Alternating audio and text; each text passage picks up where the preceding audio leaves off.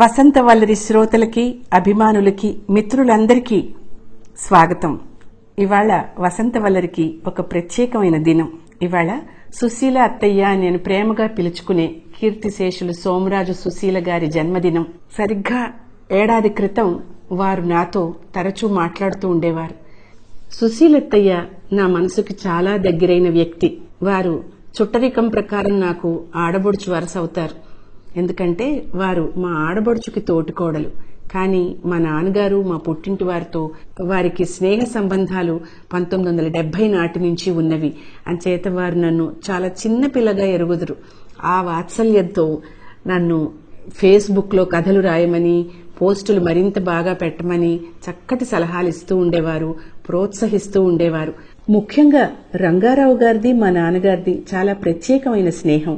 సుశీలత్తయ్య మా నాన్నగారిని స్వయంగా అన్నగారుగా భావించేవారు. అంచేతనేనేమో వసంత, నువ్వు నన్ను సుశీలత్తయ్య అని పిలవాలి అంటూ నాకు ప్రత్యేకమైన ఆర్డర్స్ వేశారు. నేను గత ఏడాది మా వారి ఉద్యోగరీత్యా ఛత్తీస్గఢ్లోని రాయ్పూర్లో నివాసం ఉండాల్సి వచ్చింది.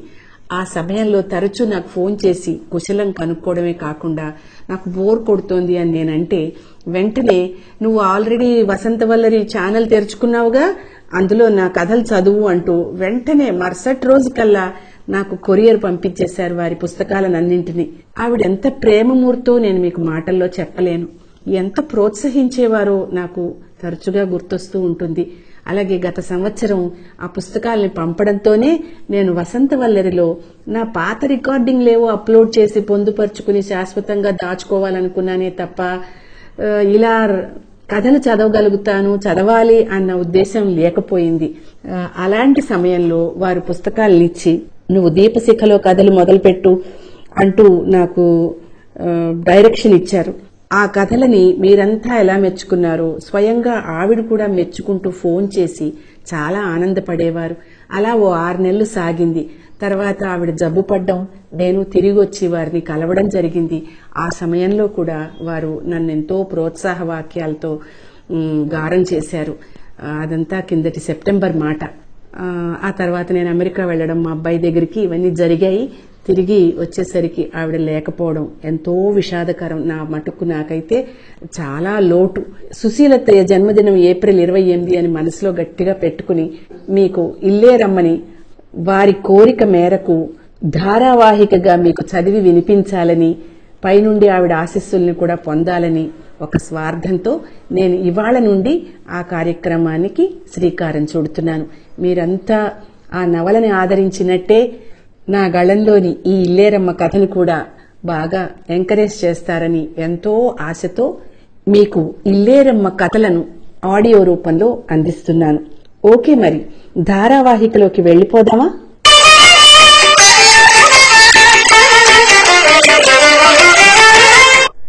ఇల్లేరమ్మ కథలు. మొదటి కథ, శ్రీ గణేశ ఈశ. అసలే పండగ పూట పూజ ఉందన్నా కూడా ఆఫీస్కి వెళ్తున్నారు నాన్న అని చెప్పి అమ్మ చికాగ్గా ఉంది కదా, అందుకని టిఫిన్ అన్నా పెట్టకుండా ఉత్త కాఫీ ఇచ్చింది అమ్మ అని పాపం నాన్నకి నీరసంగా ఉంది కదా. ఇవేమి పట్టించుకోకుండా బుజ్జి నాన్న కాళ్లకు అడ్డం పడి ఒకటే నస. నాన్న నాన్న ఏమో అమ్మంత కొచ్చినా తినాలి, చుట్టిలా తిందు, పొద్దున్న రాలేదు. అందుకన్నా అమ్మకన్నా కూడా ముందు నేర్చింది నేనే కదా నాన్న. అమ్మ బుజ్జి అలా చెప్తూనే ఉంది. ఏమిటే దీని గోల, నాన్న అని పిలుస్తోందని తప్ప ఒక్క ముక్క అర్థం కావట్లేదు. నాన్న అమ్మని పిలిచి అడిగారు. దానికి చెప్పేందుకేమీ లేదు, మీరు తీర్పు చెప్పేందుకు అంతకన్నా ఏమీ లేదు. అందరికన్నా ముందు తలంటోయలేదని ఏడుపు. మీరు త్వరగా ఇంటికి వచ్చేయండి, పిల్లలు అన్నాళ్ళకి ఆగరు. నీ పూజ ఎంతసేపు, మద్రాసు మెయిల్ స్టేషన్లో ఎంతసేపు ఆగుతుందో నాకు తెలీదు. ఇలా వెళ్ళి అలా వచ్చేయను అంటూ నాన్న జీపెక్కి వెళ్లిపోయారు.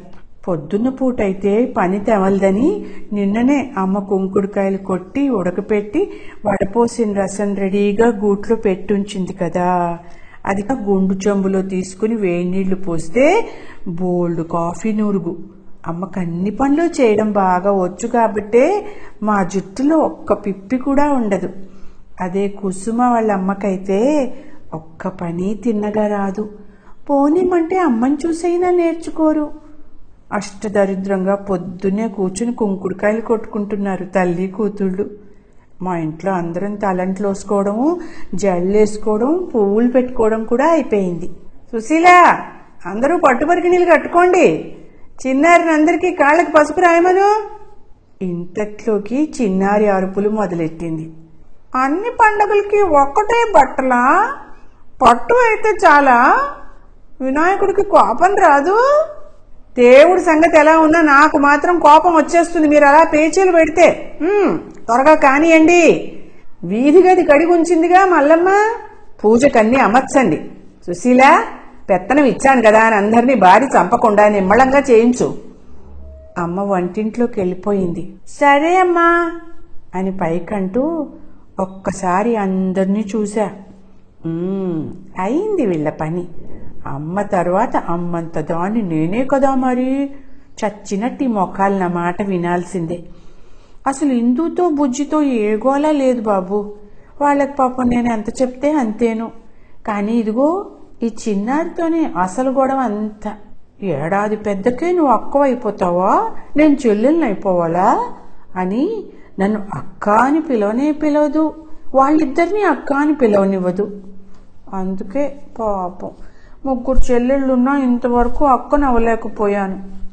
అందరూ నన్ను సుశీల అని, నాన్న మాత్రం నాని అని పిలుస్తారు.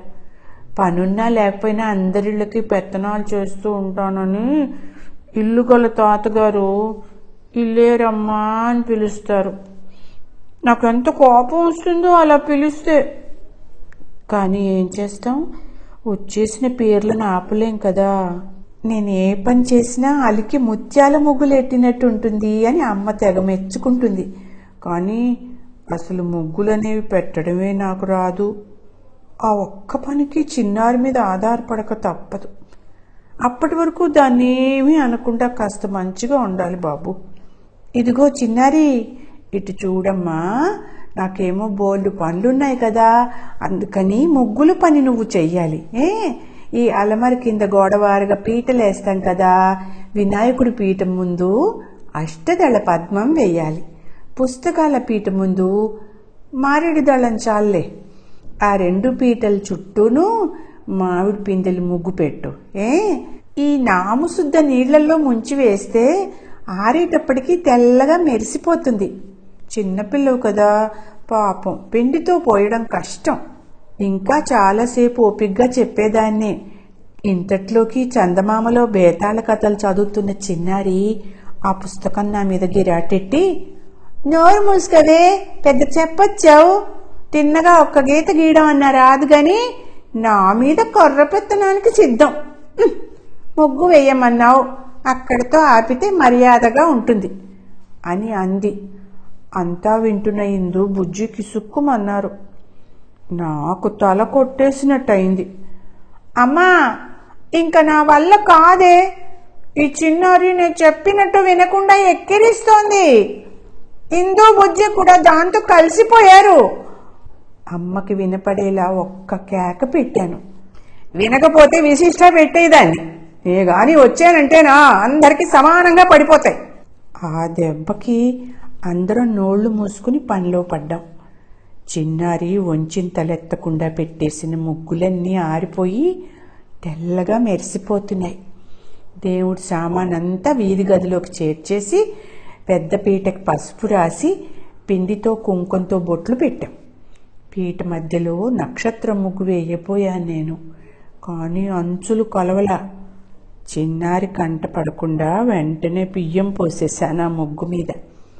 ఆ పైనేమో మామిడాకులు పరిచి నలుగురం కలిసి వినాయకుడిని జాగ్రత్తగా పట్టుకొచ్చి పెట్టాం.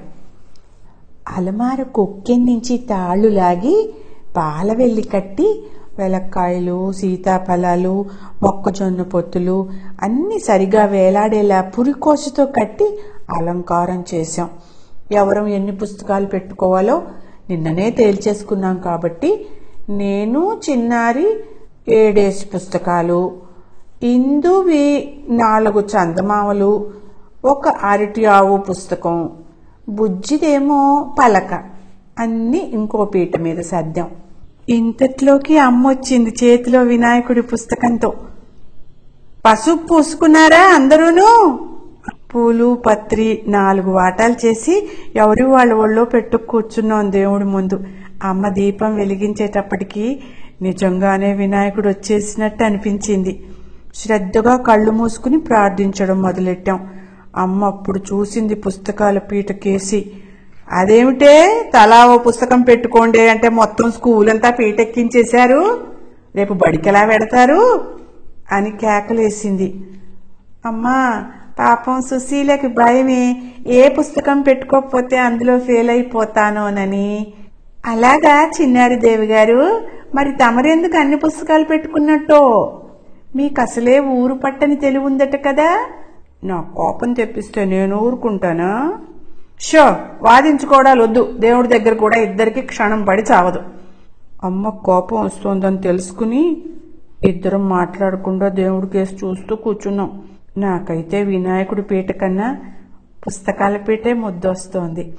అన్ని పుస్తకాలు పీటెక్కితే ఎంత బాగున్నాయో.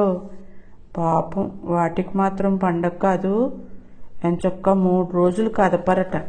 ప్రమోదక్క చెప్పిందిగా. అమ్మని మద్రాసు మేలని నాన్న ఊరికే ఎందుకంటారు? గొప్ప గొప్ప గొప్ప పూజ చేసేసి నైవేద్యం పెట్టి హారతి ఇచ్చేసింది. కథ కూడా చెప్పేసి మా అందరికి అక్షింతలు వేసి తను కూడా వేసుకుని నాన్న కోసం గూట్లో పెట్టింది. నాన్న రాగానే మర్చిపోకుండా 4 అక్షింతలు వేయండే పాపం, లేకపోతే ఎక్కడో ఏ గోడో బీటలు ఇస్తే పని సరిగా చేయించలేదని నీలాప నిందలు వస్తాయి అంటూ మా నలుగురికి నెయ్యేసి 2 ఉండ్రాళ్లు పెట్టింది. అంతకన్నా ఎక్కువ మింగితే అన్నం ఆకలి వేయొచ్చు కదా. నాని, నా వంట ఏ వరకు దేవుడి పాటలు పాడుకోండి, నాన్న రాగానే అన్నాలు తిందాం. ఇదిగో మధ్యలో నన్ను విసిగిస్తే తెలుసుగా. అన్నిటికీ నన్నే అంటావేంటమ్మా, ఈ చిన్నారి సంగతి తెలుసు కూడా. చిన్నారి, అక్క చెప్పినట్టు వినాలని ఎన్నిసార్లు చెప్పాను? అక్కంటే ఈ పితూరీల పేరమ్మేనా? సరే నువ్వు వెళ్ళు, మేం పొట్లాడుకోనులే. ఎవరన్నా వంటింట్లోకి వస్తే అడుగు. మాట ఇచ్చేసింది.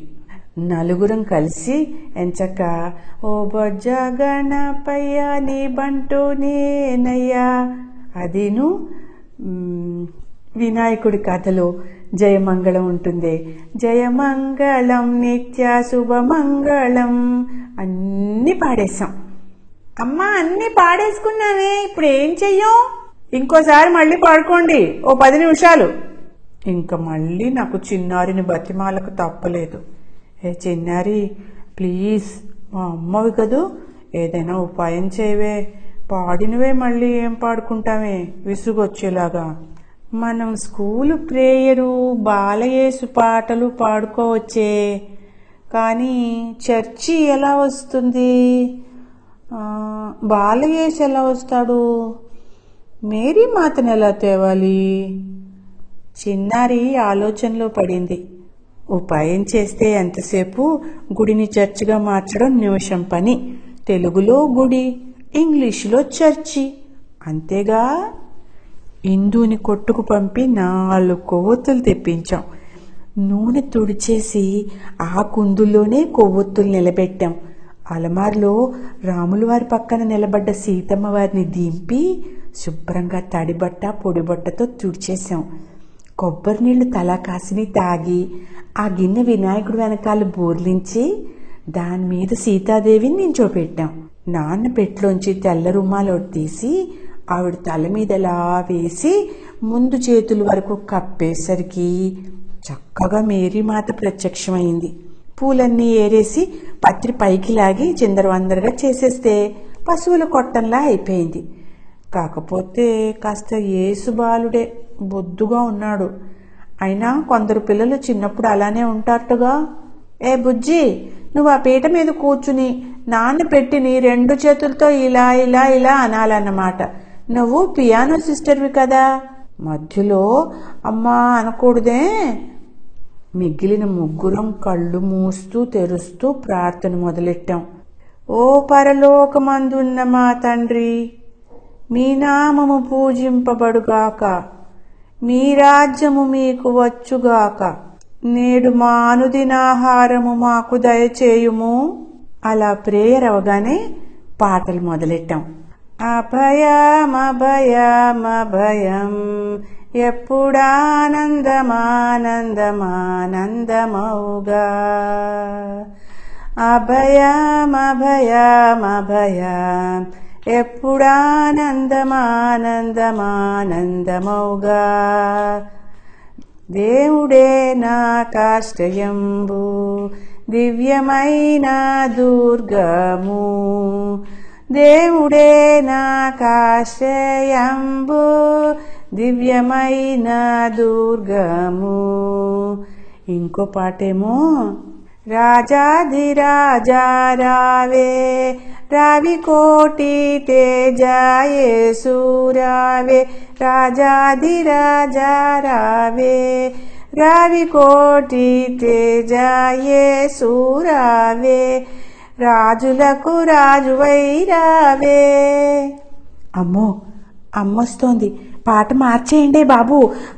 నేను కంగారు పడిపోతూ ఉంటే స్కూలు పాటలు పాడుకుంటున్నారే బుజ్జి తల్లులు. మీ చర్చ ఎంత బాగుందే. అమ్మో అమ్మో, ఇంక పాడు నువ్వు చాలు గాని. ఇల్లంతా సర్ది తుడిచి కంచాలు పెట్టేయండిరా, నాన్న వస్తే అన్నాలు తిందాం. రాజాది రాజా రావే అంటూ పాడుకుంటూ అమ్మ వంటింట్లోకి వెళ్ళిపోయింది. అమ్మయ్యా, బతికాన్రా జీవా. ఏమంటుందోనని హడలు చచ్చాం. ఇంతట్లో వాకిట్లో జీపాగిన చప్పుడు. ఇందు ఒక్క కేక పెట్టింది. అమ్మా, ఇంక మనం అనుదినాహారం తినొచ్చే, పరలోకం నుంచి నాన్న వచ్చేశారు.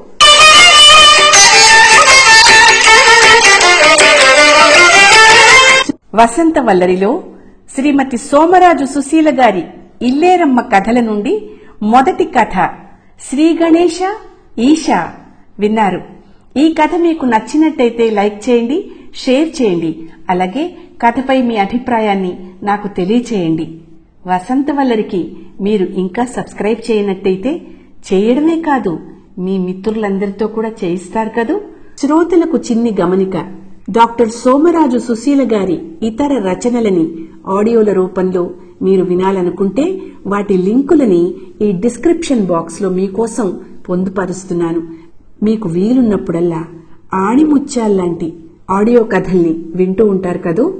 Thank you.